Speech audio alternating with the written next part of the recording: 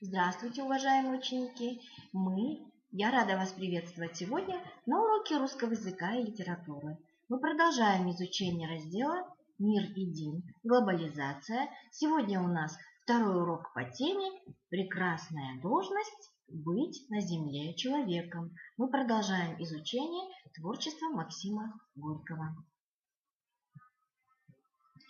Цель сегодняшнего нашего урока – понимать значение слов общественно-политической тематики, извлекать и синтезировать информацию, делать выводы на основе полученных сведений, выражая собственное мнение. Сегодня, ребята, мы с вами познакомимся с 11-й сказкой.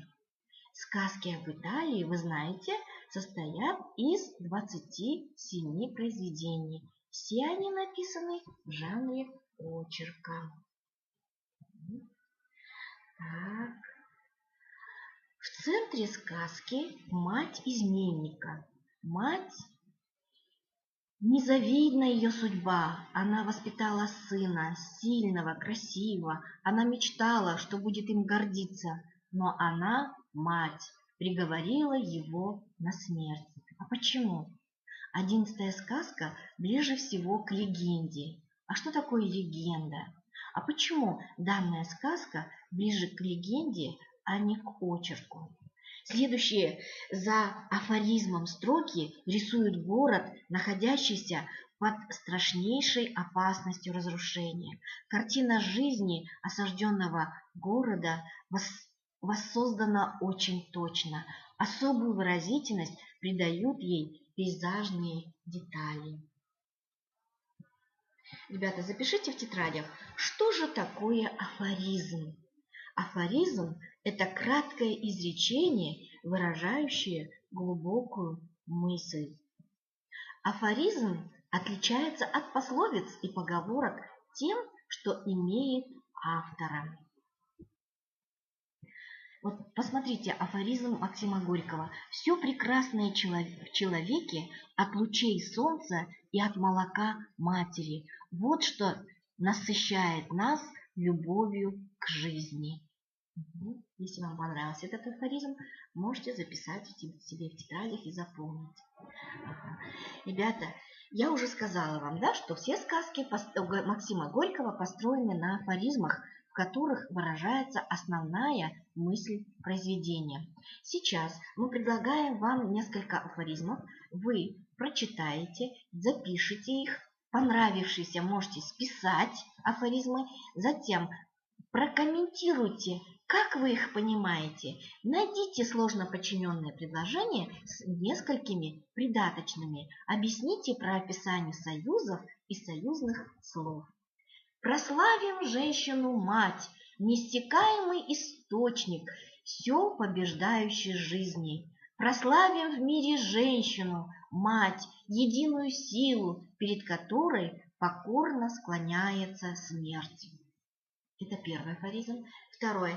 Без любви нет счастья, без женщины нет любви, без матери нет ни поэта, ни героя. Вся гордость мира от матерей. Восславим женщину, мать, чья любовь не знает преград, чьей грудью вскормлен весь мир.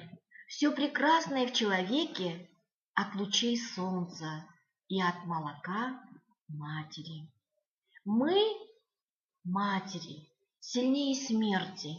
Мы, которые непрерывно дарим миру мудрецов, поэтов, героев. Мы, кто сеет в нем все, чем он славен. Смотрите, ребята, какие прекрасные, да, афоризмы написаны Максимом Горьким. Так, понравившиеся, ребята, вы можете списать, проанализировать их, да, и найти сложно подчиненные предложения с несколькими придаточными.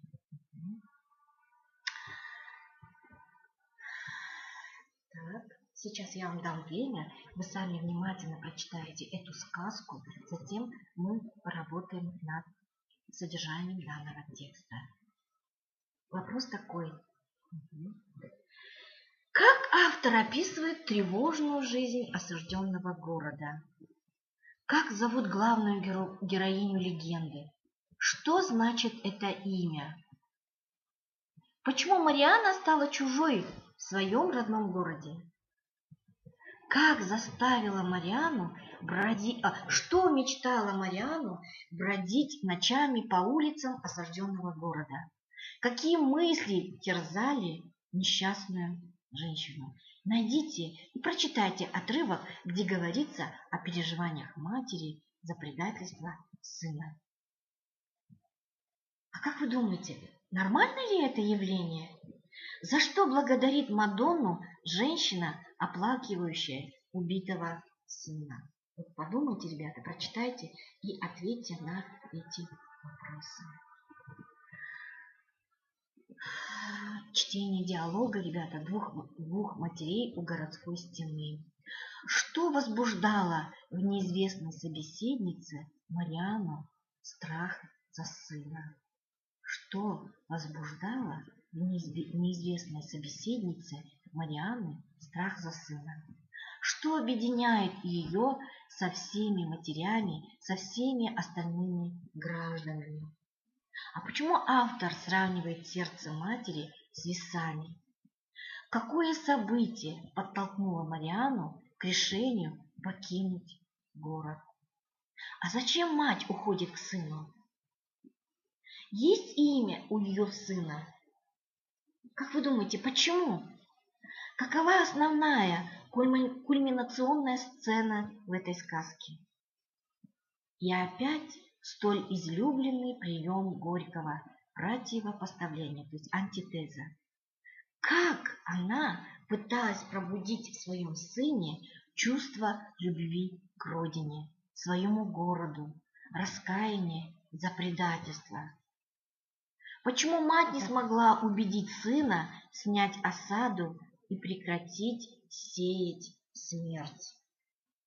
Как тяга к веселой и беззаботной жизни могла сделать человека изменником? Ребята, еще раз внимательно читаем диалог и отвечаем на данные вопросы.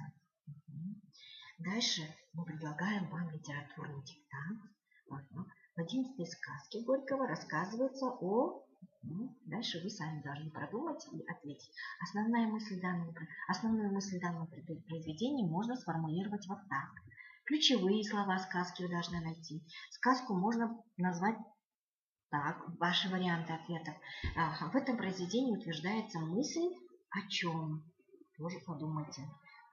Ребята, мы с вами сегодня завершили изучение сказок об Италии Максима Горького. Оцените результаты своей работы, используя изученные синтаксические конструкции. Так, например, такие конструкции. Тема урока была для меня интересной.